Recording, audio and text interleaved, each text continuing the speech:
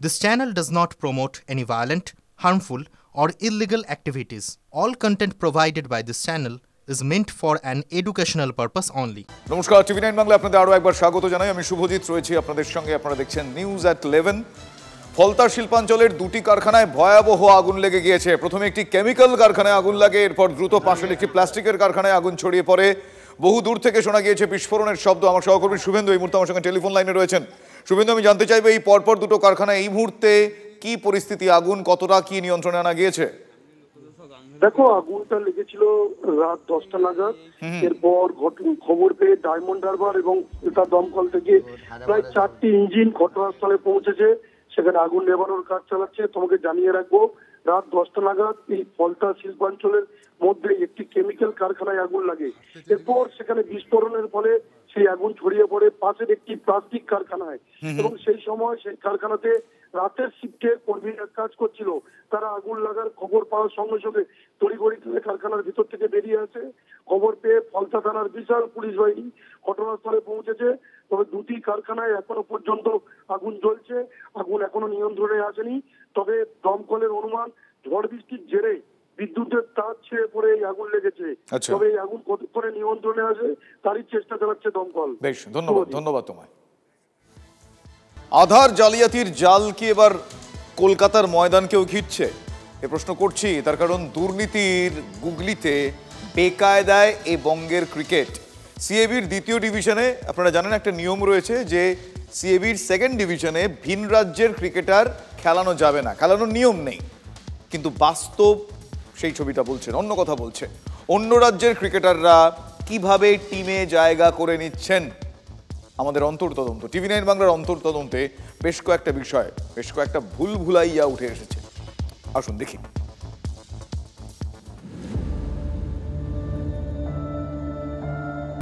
আধার card জালিয়াতির শিকড় যে বেশ গভীরে তা অনেকটাই পরিষ্কার। সেই ছোঁয়াচ কি এড়াতে পারল না 22 গজ?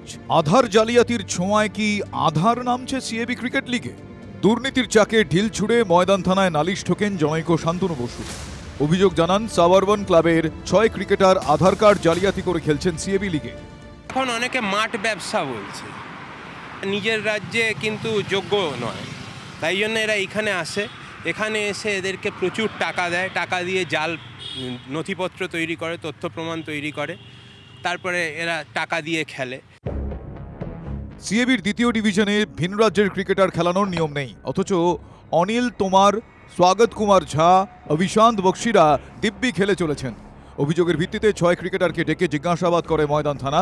সাবারবন ক্লাবের কর্তা অয়ন গাঙ্গুলির সঙ্গে ফোনে যোগাযোগ করি আমরা।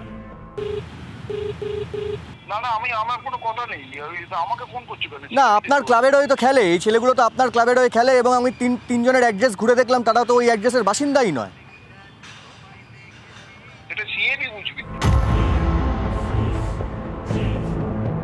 অভিযুক্ত ক্রিকেটারদের পরিচয়পত্র দেওয়া।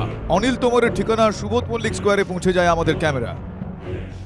অনিল কুমার তোমার বলে কেউ থাকে এখানে? অনিল কুমার বা অনিল তোমার কেউ থাকে? এরকম নামে কেউ তো নেই। না, এখানকার ছেলে নয়।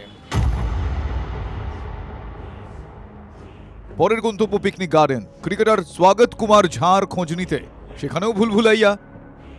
আচ্ছা, এই ছেলেটাকে চেনেন? চেনেন না? স্বাগত কুমার ঝা বলে কাউকে চেনেন? হ্যাঁ। আচ্ছা, ওকে আপনার বাড়িতে থাকে? হ্যাঁ। আচ্ছা, আপনার কে হয়? কেউ হয় না, মানে ভাড়াতে। ভাড়াটে? হ্যাঁ। ও আচ্ছা, কোথায় থাকে? এরই ওপরে থাকে। আরও এক ক্রিকেটার অভিশান্ত বক্সিরও ঠিকানাতে গড়মিল, অথচ নথিপত্রে এই ঠিকানা ব্যবহার করেই কলকাতায় খেলে চলেছেন কাশ্মীরের এই ক্রিকেটার। 167/1 শরৎ বোস রোড, এই ঠিকানাটারই কোনো অস্তিত্ব নেই। না, নাম্বার আমি চিনি না। চেনেন না? কেউ ক্রিকেট খেলে এখানে অভিশান্ত বক্সি বলে? না,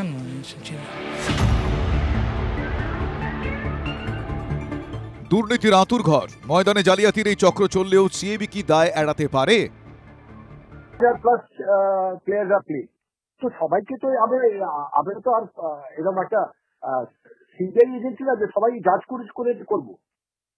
Somebody is submitted, somebody has taken the responsibility and submitted, so they are liable যদি প্রশ্ন আসে। এই র্যাকেটের ব্যাপ্তি বহু দিনের এবং বড় মাপের। প্রশাসনিক স্তর থেকে এটাকে ভাবতে হবে, এটাকে রোধ করতে হবে। সিএবিকে আমার মনে হয়, আমার পরামর্শ সিএবিকে, যে এগুলো পুলিশকে একেবারে পুলিশের হাতে ছেড়ে দেওয়া। জাল বায়োমেট্রিক আধার তৈরি করছে কারা? সক্রিয় চক্র, নজরদারি কই? প্রতারণা নজর এড়িয়ে যাচ্ছে কিভাবে? পরবর্তীতে জাল ভোটার কার্ডও তৈরি হয়ে যেতে পারে, তা যাচাই হবে কিভাবে? জাল নথির কারবার ময়দানকে কলুষিত করছে, কলঙ্কিত হচ্ছে ক্রিকেট। এমনিতেই বাংলা ক্রিকেটে এখন দুর্দিন। জাতীয় দলের শেষ বাঙালি ক্রিকেটার ঋদ্ধিমান সাহা, নতুন মুখ উঠে আসছে না। তারই মধ্যে দুর্নীতির এই পাক চক্রে বঞ্চিত হচ্ছে বাংলার প্রতিভারা। কে উত্তর দেবে? ক্যামেরায় অভিজিতের সঙ্গে কৌস্তভের রিপোর্ট, TV9 বাংলা। অন্যদিকে মার্চের মাঝে যে তাপপ্রবাহ এবং যে তাপপ্রবাহে যে অস্বস্তি, তার মধ্যে বৃষ্টি এসে কিছুটা স্বস্তি দিল। বিকেল থেকে সন্ধ্যের মধ্যে জেলায় জেলায় বজ্রবিদ্যুৎ সহ বৃষ্টি, বড় আকারের শিলাবৃষ্টিতে আলু চাষের একটা ব্যাপক ক্ষতির আশঙ্কা করা হচ্ছে। ঠিকই বৃহস্পতিবার থেকে শনিবারের মধ্যে জানা যাচ্ছে যে আরও বৃষ্টি হতে পারে, সম্ভাবনা এমনটাই। মঙ্গলবার থেকে গরম কমার একটা পূর্বাভাস হাওয়া অফিস দিচ্ছে। বসন্তে গ্রীষ্মের রংবাজি। রবিবার দুপুরে প্রবল গরম, পশ্চিমাঞ্চলে শুকনো হাওয়ার হলকা, কলকাতা উপকূল ঘামে জবজবে। পুরুলিয়ার সর্বোচ্চ তাপমাত্রা পৌঁছয় 40.1 ডিগ্রি সেলসিয়াসে। Panagarh 39.4 degree Celsius, Asansol 39.4 degree Celsius, Suri 39.2 degree Celsius, দমদমে 37.5 ডিগ্রি সেলসিয়াস, উত্তরবঙ্গের মালদাহেও 36.3 ডিগ্রির গরম। দুপুরের শেষ দিকে পুরুলিয়ার আকাশে স্বস্তির ইঙ্গিত দেখতে পান আবহবিদরা। বজ্রগর্ভ মেঘ পুরুলিয়া হয়ে বাঁকুড়াতেও ঢুকে পড়ে, ঝোড়ো বাতাস সঙ্গে বৃষ্টি, এমনকি শিলাবৃষ্টিও। বড় আকারের শিলা পড়েছে হুগলি, পশ্চিম মেদিনীপুরেও। স্বস্তি ফিরলেও শিলাবৃষ্টিতে আলু ও সবজি চাষে ব্যাপক ক্ষতির আশঙ্কা। চাষের ক্ষতি ব্যাপকই, তো আলু তো মানে পচে যাবে এরপর। আলু কি এখন মাঠে রয়েছে? তো দ্বিতীয়ত কথা, বারানা আলু উঠে, মানে সিকি আলু উঠেছে, বারানা এখনো মাঠে আলু আছে। তাহলে এই আলুটা এবারে কি হবে? এই আলুটা এবারে নষ্ট হয়ে গেল, আর কি হবে? প্রচণ্ড সারাদিন গরম ছিল, কিন্তু ঝড় বৃষ্টিটা হলো এবং শিলও হলো, তো মানুষের যতটা আরাম হয়েছে তাতে ক্ষতি হলো আলু চাষিদের জন্য, অনেক ওদের তাদের ক্ষতি হলো। বিক্ষিপ্ত বৃষ্টি নামে 24 পরগনা, পূর্ব বর্ধমান, নদিয়া, কলকাতাতেও। আলিপুরে ছিটে ফোঁটা বৃষ্টি হয়েছে, পরিমাণ মাত্র 0.2 মিলিমিটার। আবহবিদরা বলছেন, উত্তর পশ্চিম দিক থেকে আসা শুকনো বাতাস এবং সাগরের জলো বাতাসের যুদ্ধেই বজ্রগর্ভ মেঘ সৃষ্টির অনুকূল পরিস্থিতি তৈরি হয়েছিল। এমন পরিস্থিতি আরও তৈরি হবে। বৃহস্পতিবার, শুক্রবার, শনিবার দক্ষিণবঙ্গে হালকা থেকে মাঝারি বজ্রবিদ্যুৎ সহ ঝড় বৃষ্টির সম্ভাবনা। আপাতত সোমবারও পশ্চিমের 6 জেলায় তাপপ্রবাহের সতর্কতা। মঙ্গলবার থেকে 2 থেকে 3 ডিগ্রি সেলসিয়াস তাপমাত্রা কমবে।